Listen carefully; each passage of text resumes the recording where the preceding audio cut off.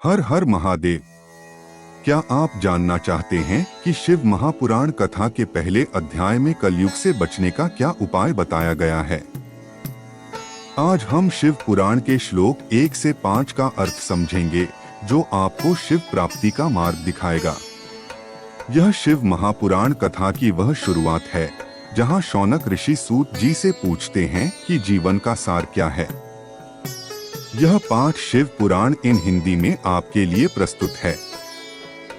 दोस्तों, क्या आपको पता है कि शिव पुराण के अनुसार इसकी रचना खुद भगवान शिव ने ही 1 लाख श्लोकों से की थी, लेकिन बाद में महर्षि वेदव्यास ने सामान्य लोगों की सुविधा के लिए इसे कुछ बदलाव करके 24,000 श्लोकों में ही सीमित कर दिया।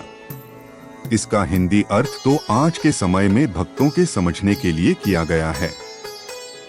वास्तव में बिना श्लोकों के शिव पुराण का पाठ करने से इसका पूरा लाभ नहीं मिलता है। साथ ही कहीं ना कहीं हम आदिदेव प्रभु महादेव और महर्षि वेदव्यास की वाणी से भी वंचित रह जाते हैं। तो आइए आज हम शिव महापुराण के आरंभिक ज्ञान यानी श्लोक 1 से 5 तक के पाठ, अर्थ और सार को समझते हैं। हमारे साथ बने रहिएगा।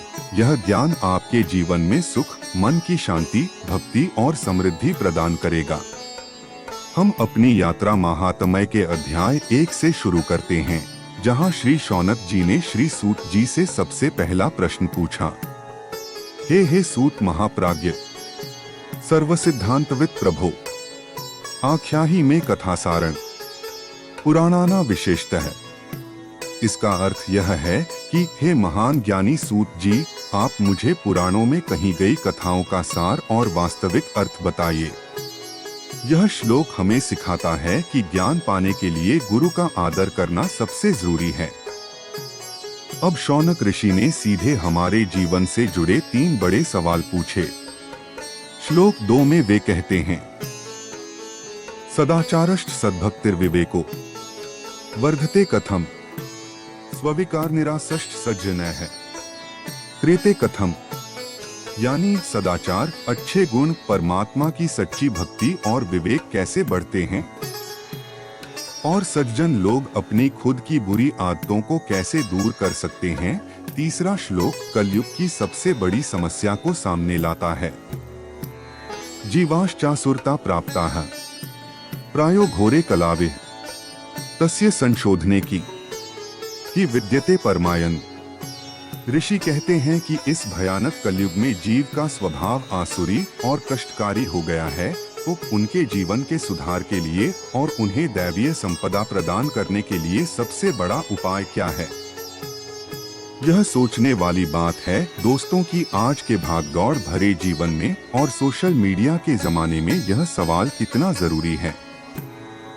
अब हम श्लोक 4 और 5 देखते हैं, जो हमें सीधे समाधान की ओर ले जाते हैं। श्लोक 4 में कहा गया है, यदस्ति वस्तु परमं श्रेयसा श्रेय उत्तमं पावनम पावनाना च साधना तद्वदाधुना। आप मुझे इस समय कृपा करके कोई ऐसा हमेशा काम आने वाला रास्ता बताइए जो कल्याणकारियों में भी सबसे सुंदर और सबसे मंगलकारी हो, इसके साथ ही पवित्र करने वाले तरीकों में भी सबसे ज्यादा पवित्र करने वाला तरीका हो। और अंत में श्लोक 5 में लक्ष्य स्पष्ट कर दिया, येन तत्साधनेनाशु शुद्ध्यत्यात्मा विशेषतः शिव प्राप्तिर्भवेत्ता सदा निर्मल चेतसः।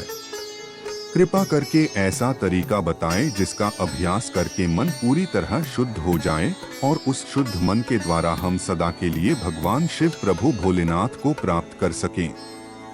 दोस्तों, मेरे हिसाब से यहीं पर इस शिव महापुराण की असली ताकत है। यह आपको सिर्फ कथा नहीं सुनाती, बल्कि यह बताती है कि उस परम शांति को कैसे पाया जाए। तो दोस्तों, इन 5 श्लोकों से हमें 3 मुख्य शिक्षाएं मिलती हैं। पहला, जीवन में विवेक और सदाचार सबसे पहले प्राप्त करो। दूसरा, अपने मन की बुराई से लड़ने के लिए किसी परम आश्रय की शरण लो। और तीसरा, आपका परम लक्ष्य भगवान शिव की प्राप्ति है, जिसके लिए आपको पवित्र उपाय की तलाश करनी होगी। इस तरह यह शिव पुराण कथा आपको बताती है कि कलयुग में शुद्ध जीवन कैसे जीना है। शिव महापुराण के अगले श्लोक जानने के लिए इस वीडियो को लाइक करें, कमेंट में हर हर महादेव लिखें और चैनल को सब्सक्राइब करके नोटिफिकेशन बेल दबा दें ताकि आप अगली वीडियो चूक ना सकें। धन्यवाद।